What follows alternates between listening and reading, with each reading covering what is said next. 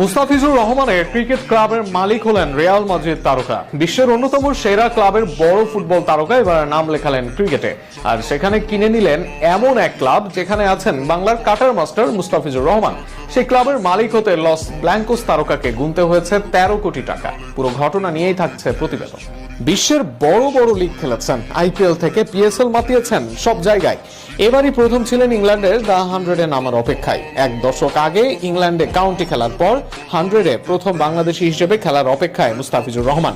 আর তার আগে এবার যেন ক্লাবের মালিক হিসেবে বিশ্বের অন্যতম সেরা ফুটবল তারকাকে পেলেন বাংলার এই পেসার জুড বেলিংহ্যাম। ফুটবল অঙ্গনে খুবই পরিচিত এই নাম। ইংলিশ এই তারকা খেলেন বিশ্বের অন্যতম সেরা ক্লাব রিয়াল মাদ্রিদে, এমনকি একাধিকবার ব্যালন ডিওরে ছিলেন সেরা 10-এ। এই মুহূর্তে সেরা ফুটবল তারকার একজন বেলিংহাম। সেই বেলিংহাম এবার পেলেন 100-এ ফিজের দলের দায়িত্ব। 100-এ ফিজ মাঠে নামবেন বার্মিংহাম ফিনিক্সের হয়ে।